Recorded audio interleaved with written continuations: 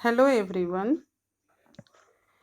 We studied in previous lecture the process of recombinant DNA technology or genetic engineering. The first process of recombinant DNA technology is isolation of DNA. Let us start isolation of DNA or the genetic material.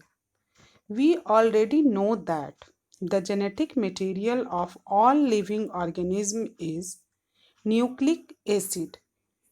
In most organisms, it is DNA. The full form of DNA is deoxyribonucleic acid, whereas in some it is RNA. The first step in recombinant DNA technology is to isolate the desired DNA in its pure form, that is free from other macromolecules. हम जानते हैं कि सभी जीवों का genetic material, और इसको हिंदी में आनुवांशिक पदार्थ कहते हैं, ये न्यूक्लिक एसिड होता है और जनरली अधिकांश जीवों में यह डीऑक्सीराइबोन्यूक्लिक एसिड होता है, दैट इज डीएनए होता है। और कुछ ऑर्गेनिज्म यहाँ कहने का मतलब है कि कुछ वायरसेस में जो जेनेटिक मटेरियल होते हैं वो आरएनए होते हैं। और जो पहला स्टेप है rDNA technology, that is recombinant DNA technology में डीएनए जो डिज़ायर्ड डीएनए है उसको आइसोलेट करना होता है, उसको अलग करना रहता है और इसके प्योर फॉर्म में लेने के लिए उसको जो मैक्रोमोलिक्यूल्स होते हैं, मैक्रोमोलिक्यूल्स को हिंदी में बृहद अणु कहते हैं, और उसको डीएनए को शुद्ध रूप से प्राप्त करने के लिए जो मैक्रोमोलिक्यूल्स होते हैं, फॉर एग्जाम्पल मैक्रोमोलिक्यूल्स कौन कौन से हैं? प्रोटीन, लिपिड और इसके अलावा आरएनए भी होता है, उससे अलग करते हैं तब हम लोगों को प्योर फॉर्म डीएनए का मिलता है। However, in a normal cell, the DNA do not only exist within the cell membrane but is also present along with other macromolecules such as RNA, polysaccharides, proteins, and lipids. So, how do we break open the cell and obtain DNA that is free from other macromolecules? We can use the following enzymes for specific purposes. यहाँ पर जो बृहद अणु होते हैं, मैं अभी पहले बता चुकी हूँ आप लोगों को, ये आरएनए है, पॉलीसेक्राइड्स है, प्रोटीन्स है और लिपिड्स है। तो इसको सेल को या सेल मेम्ब्रेन को किस तरह से ब्रेक करेंगे और डीएनए को मैक्रोमोलिक्यूल से किस तरह से फ्री करेंगे ताकि हम लोगों को प्योर डीएनए प्राप्त हो सके, इसके लिए हम लोग कुछ एंजाइम्स को यूज करते हैं। First, lysozyme to break bacterial cell wall. Plant में जो इसका आउटर लेयर होता है वो सेल वॉल होता है और जो प्लांट का एक स्पेसिफिक कैरेक्टरिस्टिक्स भी होता है, cellulase to break plant cell wall.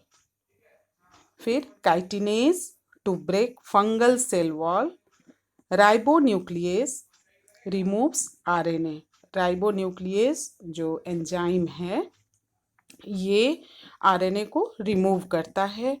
Fifth is protease ये रिमूव्स प्रोटीन्स को रिमूव करता है, such as histones that are associated with DNA. Other macromolecules are removable with other enzymes or treatments. Ultimately, the addition of ethanol causes the DNA to precipitate out as fine threads. This is then spooled out to give purified DNA. तो जैसे DNA को pure form में प्राप्त करने के लिए macromolecules जो protein है, पॉलीसेकेराइड्स हैं, लिपिड्स हैं एंड RNA, इनको अलग किया जाता है और इसमें डिफरेंट टाइप्स ऑफ एंजाइम्स का यूज़ किया जाता है. तो जो बैक्टीरिया का कोशिका है या प्लांट्स का है या एनिमल सेल्स को एंजाइम्स से ट्रीट किया जाता है. बैक्टीरियल सेल को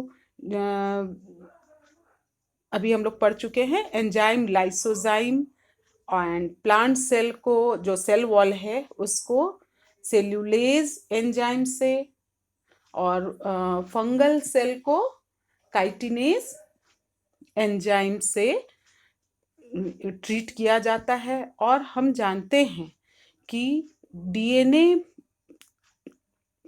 जीन जो है DNA के अणु पर रहते हैं और हिस्टोन जो प्रोटीन के साथ रहते हैं. तो प्रोटीन को प्रोटीएज एंजाइम से ट्रीट करने से ही वो DNA से अलग होते हैं और RNA को राइबोन्यूक्लियोज से ट्रीट किया जाता है. उसी तरह से प्लांट टिश्यूज से DNA को अलग करने के लिए लिक्विड नाइट्रोजन में उसके ग्रीन लीव्स के जो छोटा टुकड़ा होता है या स्मॉल पीसेस होते हैं, उससे लिक्विड नाइट्रोजन में उसको ग्राइंड किया जाता है और फिर गर्म बफर को जो सी टैब होता है उसमें उसको मिला दिया जाता है और कॉनिकल ट्यूब में इसे मिलाकर 30 से 60 मिनट तक 60 डिग्री सेंटीग्रेड पे रखा जाता है.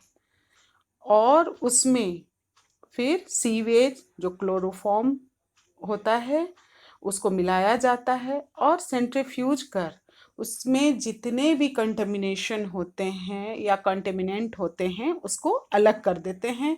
और फिर लास्ट में चिल्ड एथेनॉल उसमें मिलाने से जो DNA है उसका प्रेसिपिटेट हो जाता है और सस्पेंशन में DNA को जो स्मॉल थ्रेड होते हैं या एकदम पतले जो थ्रेड होते हैं उसके ग्रुप वहाँ पर बहुत सारे थ्रेड्स दिखते हैं, थिन थ्रेड्स दिखते हैं, वो ग्रुप में वहाँ प्रेजेंट होता है जो कि DNA का होता है. या इसको हम कह सकते हैं कि इस सस्पेंशन में DNA को महीन धागों के समूह के रूप में देखा जा सकता है.